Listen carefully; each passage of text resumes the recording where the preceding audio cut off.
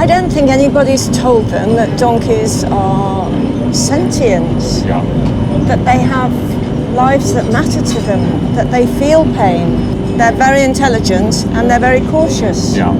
They won't go or do anything that they perceive to be dangerous, or if they simply don't know. And that makes them really the worst kind of animal to be used in a brick kiln, because they're going to suffer all the treatment in the silence.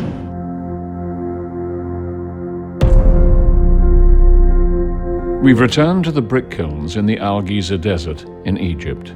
It's exactly 1 year since I first saw the brutal daily plight of brick kiln donkeys who are forced to drag around thousands of tons of bricks every single day. During this last year, Safe Haven for Donkeys and their partners on the ground have made great progress introducing compassion, care, and well-being to an industry that traditionally treats donkeys as a tool of convenience. They're to be used and abused. And in stark contrast to my last visit, things here seem better. Talking with Dr. Shaban Fayez from the El Saf veterinary team, I learn that this particular kiln has just been moved from red status and is well on the way to becoming green, the highest welfare level achievable. Dr. Shaban, how would you categorize this brick kiln? This one exactly between yellow and green, but you can see that is a green one. And what defines that? Because we did like a welfare assessment. Yes. The communication between the donkey and the hunter is good. Good. That it doesn't, the children doesn't beating the donkey so much. And you will find average of the body condition 2.5. Only one donkey have a small wound, and you will see him. There is no lame donkey. And harness is a good. The stable is very, very good. The food is very good. How was it when you first came? It was red. Yes. We brought the donkey from the stable with big wound here, and they spent like 1.5 hours, all the team working just only for one donkey. And that's a great progress in 1 year. So this would be a very good example of how the work you are doing here is successful. Yes. So what is the first thing you do when you come to a brick kiln and they don't have any welfare? What's the first thing you do? The first thing, we show the owners the situation and what we would like to do in the future. And then we make like a problem analysis with the people, with the foreman, with the stockman, and they started to make some suggestion. For example, we need to increase the donkey because we have just only 5. If there is no break time and there is no space for make donkey rest, something like this. We need to change the harness. We need to increase the food. So one of them, for example, said the donkey that has a big wound here, this donkey is not suitable to work in the brick kilns, even after healing. And in the same time, every visit we have to give him deworming, hoof trimming, because by this way we will make like increase the trust between the association and between the and how willing is the kiln owner to adapt to this? Does it happen immediately, or do you have to convince them? We have to convince him, and by repeating the visiting, yes, just like this. And at some point they say, thank you, this works and it's better for us. Yes. Fantastic. This is the stable. This is the food, here is the water, and this is just like for ruling. So this was added on as part of the welfare process to give them more space? Yes. More space for the donkey, Marvelous. These donkeys look good. So much good, But still, we need more, Needing more donkeys may seem counterproductive. After all, the goal is to stop using them completely. But the more donkeys there are to share the workload, the less severe the stress placed on individuals, allowing some to rest while others take their place. Too few donkeys mean the entire workload rests on their shoulders, literally, with no breaks and never the opportunity to recuperate from injury. One of the other important strategies Dr. Shaban has introduced is the trickle-down effect, ensuring one key person at the top, often the owner, enforces a level of care for the donkeys among his employees, including the children that are below him in the chain of management. Here, the children consider or thinking, this is a temporary work for me. I will not continue all my life working here. I just come here, spend some time, get some money, then I get back to another work. But which one or more fixed? The owner. So do you instruct the kiln owner that when they are changing a new foreman and a new workforce, they have to abide by the structure that you're putting in order to keep the welfare high? When they convince the owner doesn't like to see his donkey get wounded or suffering. And care for the donkeys extends beyond the physical. Attention must be paid to the quality of the harnesses and the effectiveness of the carts. And so this movement here that you showed, is that good for the cart? It's a good for the cart. Okay, and that puts less pressure on the donkey. Yes, So what you want is your machine well organized, well oiled, so that it moves easily, less pressure on the donkey, less wounds to the donkey's body by being efficient here. Is there a determined amount of weight? Yes. I mean, do you say you can't have more weight than this?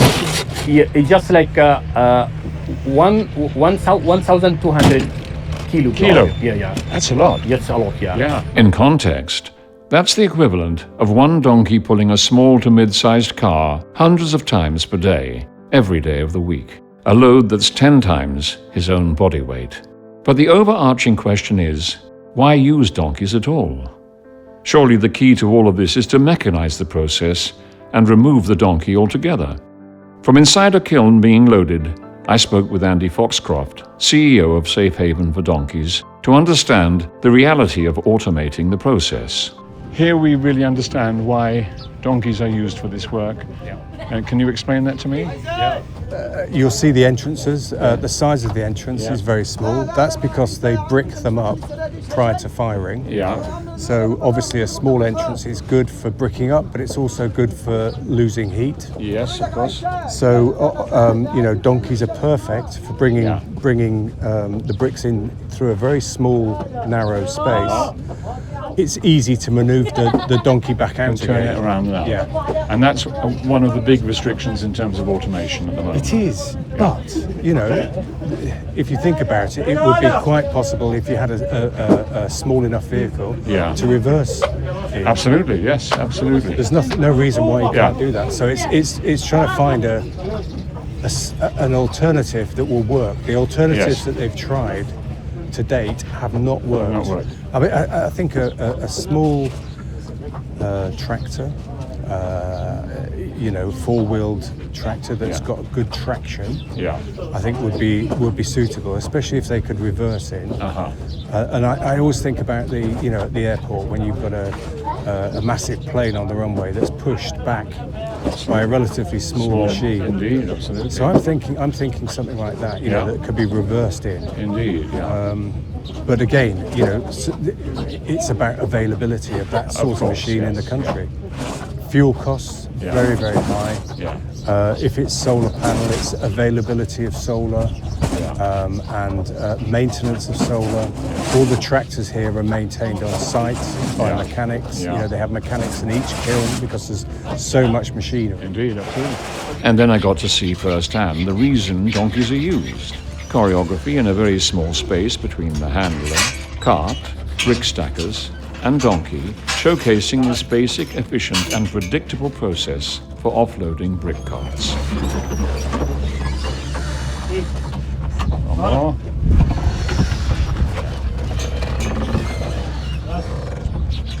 Okay. So, that's...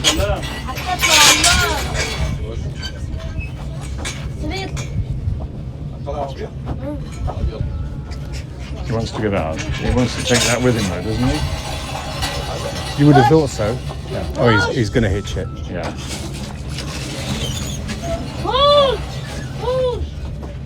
The donkey understands the language well.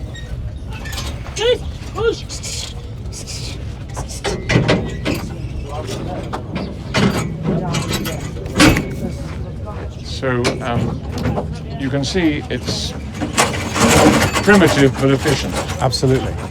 You'd never get a tractor turning around in a space like this. Especially when there's but then, absolutely, I see. And that's the problem. Yeah. You know, and there is a solution. Yeah. There's no doubt about it. But it's finding the solution that is right, that's economic, that's not going to cost the owner any more money. Yeah.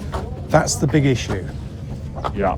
And the availability of that machinery. And the which? The availability of that machinery in this yeah, country. yeah. You know. Well, as the world is becoming more robotic, it has got to be a natural progress, I would imagine. To do away with using animals for this kind of work.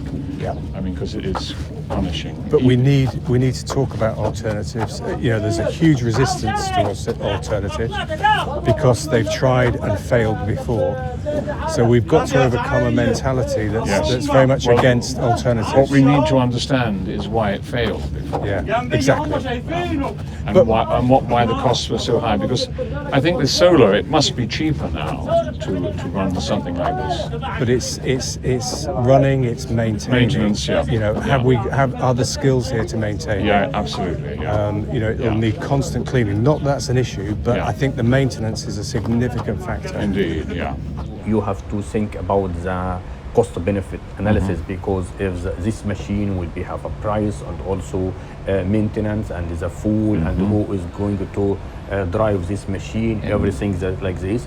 And then at the same time also the culture of the people because many brick kilns owner already using the donkey and their work is done And so what's the problem? why I wanted to change it to Absolutely. machine. Yeah. This is something new, so that is everything new have a challenge to course, change. yes. Like All this, culture change takes time. Yeah, yeah. But of course, this is a long-term thing because you won't be able to show evidence to a brick kiln owner that replace it with a machine and you'll see a profit quickly.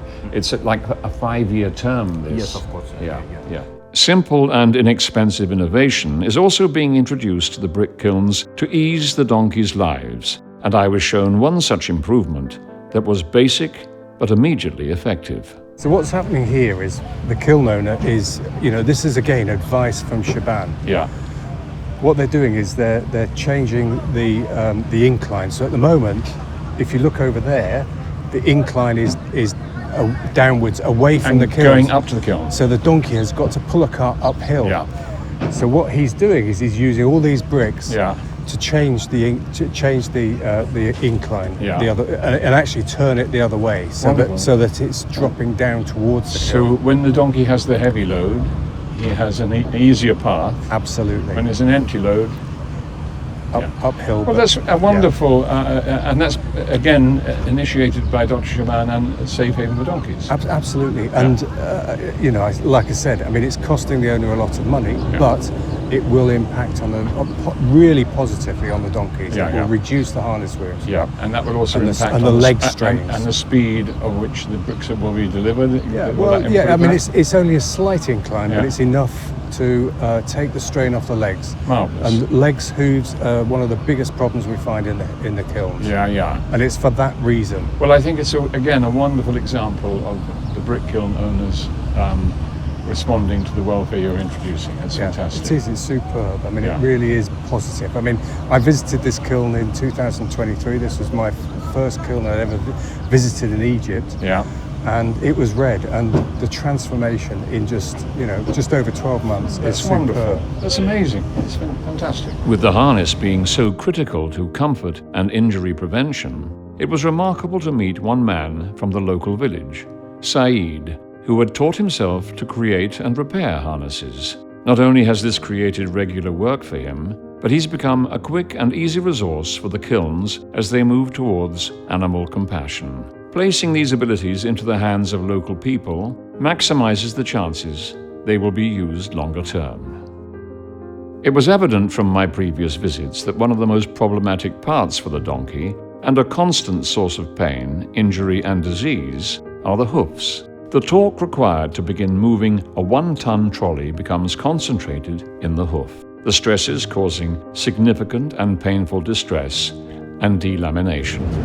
What the farrier is doing, which is cleaning and trimming his hooves, this happens once a month? Should be having monthly. Yeah. But because we have 120 kilns. Yeah. And also we have a lot of work to do another work. So that is the team. We have 6 persons. We will not be able to reach all of them. what the solution is to establish like a people in the kilns. We will be offer the failure work, and we will work like a technical support because the training of the hoof of the donkey brick kilns is a completely different from in the village. It will be more time, more physical effort like this. So that is our team will not be able to cover everything. Indeed, understood. So that is we need. So this gentleman here, this farrier, he works in the village or works here now? He here because we are working intensive work here in the brick kilns. When we have more time, we will go to the village to establish something like this. Great. But if you give him a training, you will here cover many donkeys. My experiences compared to the previous year were night and day. Visiting the green kiln, I saw an entire welfare infrastructure being valued, understood, and improved. A remarkable testament to the work of the team in improving the lives of the donkeys. But becoming a green kiln is not a right. It's a privilege as the result of listening, learning, and implementing. And not all kiln owners are so amenable to change or readily accessible to even have the conversation. And nowhere was this more apparent than in the next kiln we visited. On first glance, the donkeys looked okay, but very quickly it became evident that they were lame, overworked, and had suffered enormous neglect.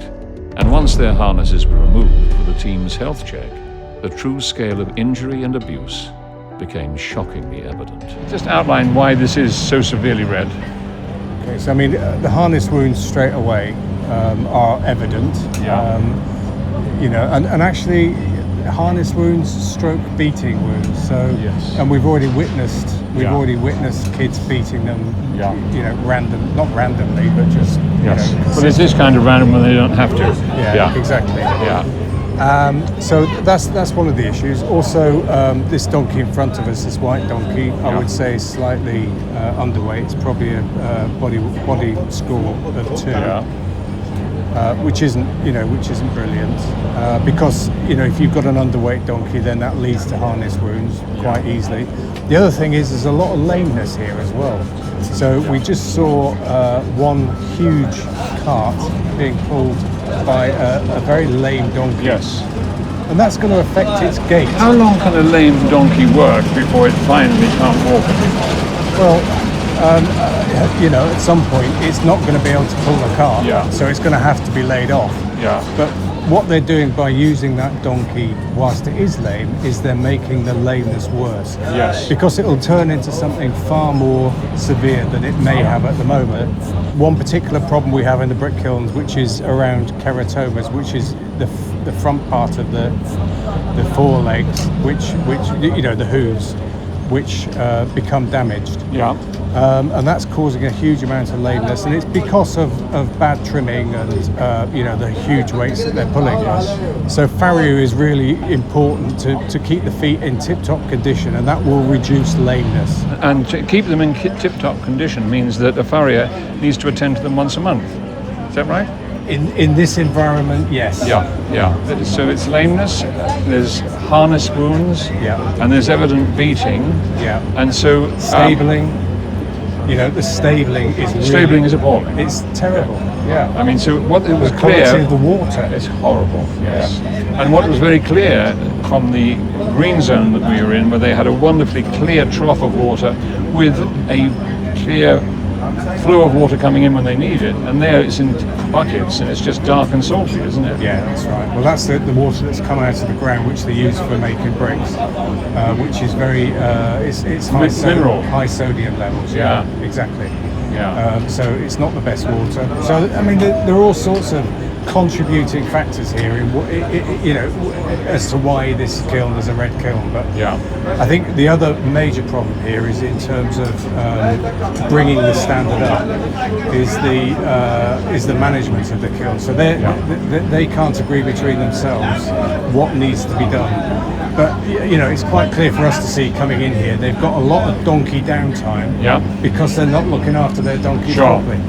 So it would make perfect sense. Makes economic sense for them to actually deal with it. Of course. This kiln doesn't see that. It doesn't see the benefits yet, and that's what the team have got to try and do. They've got to try and convince the owner that this is good for the kiln to keep the donkeys in good condition.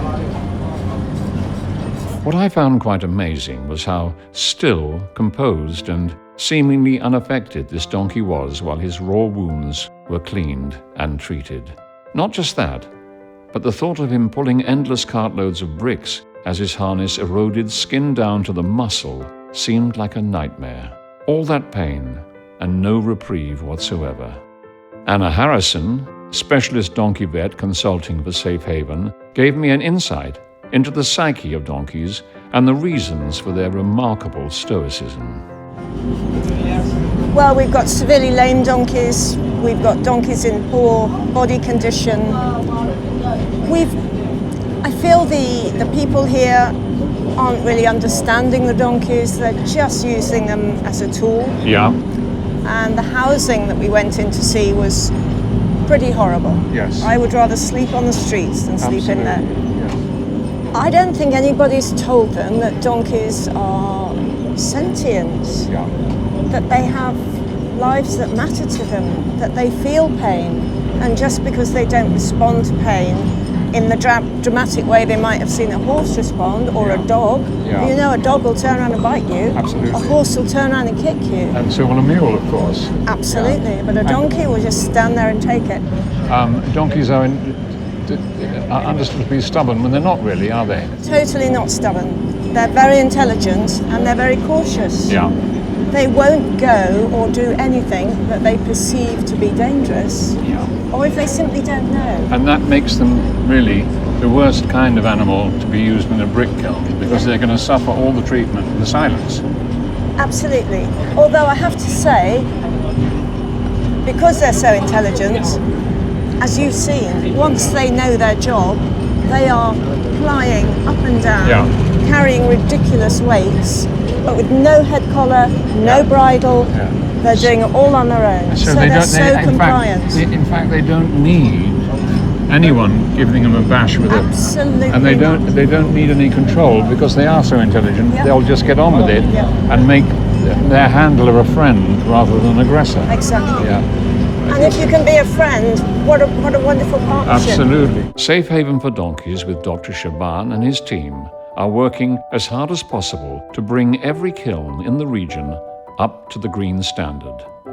But being a green kiln is no guarantee of permanent change. They can and do fall back down to red if welfare standards are not maintained.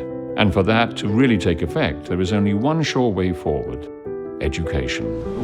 Where do you feel that Safe Haven needs to go now as far as this is concerned? Well, I think one thing we know from history is that as soon as we take that veterinary support, that veterinary and farrier support away, things will revert. And that's because in that particular area, there are very few resources. So there are very few vets, there are very few farriers that are affordable, and we know that things will revert back to normal. So that's a bit sad. How do you stop that happening? Well, I mean, it's sad that it will happen, but we know it will happen. So we've got to continue this work. How do we stop that happening? It's about changing attitudes and showing the importance of animal kindness in relation to animal kindness, animal health, animal welfare in relation to human health and welfare. And there is this concept, this one world, one health concept, which is working towards that, which the conference touched on. So let's have a look at some unique donkey features that are relevant to you, both as clinicians and as donkey owners. The conference Andy mentioned was the first of its kind in Cairo.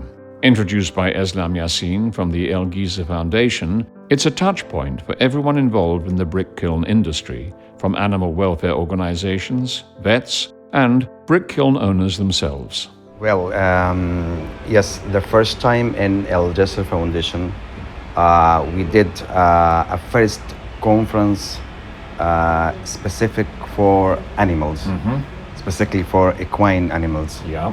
So I'm so happy, and we have now a community how can to respect donkeys in Egypt. Wonderful. I am feeling all the attendees this very inspiring, and already in the final session in the conference we have recommendations. Great. Yeah. Yes. Now we're working in the details recommendations about for all audience, and all the recommendations. It's our consideration in the next plan in 2025. Wonderful. What do you think is the biggest obstacle you have to overcome? The conference yesterday, maybe all of the audience they speaking about for the awareness sessions for the different stakeholders about the importance of the training, especially for the vet, about the campaign. Yeah. Yes. I think this is the biggest 3 point. Yeah. So it would be basically awareness and compassion and linking those together. Exactly. Yeah. Exactly. Compared to just a few years ago, welfare at the brick kilns has changed massively. Many kilns are now green, with many more on their way. But any red kiln is one red kiln too many, and the mission of Safe Haven for Donkeys is to ensure this changes as soon as physically possible. Sadly, there is no end in sight for this badly abused and mistreated donkey. While his wounds have been tended to and his hooves bandaged, the truth remains that the kiln owner doesn't have the capacity to rest him. Tomorrow he will be reharnessed over the bare flesh and set to work pulling tons of bricks for hours on end. There will be no complaint, only stoic determination to push through. The handlers won't save him, the kiln owners won't save him. Only education and compassion will save this donkey. Unfortunately, there's a team on the ground who won't stop until that happens for him and the thousands of others exposed to the same fate in Egypt's brick kilns.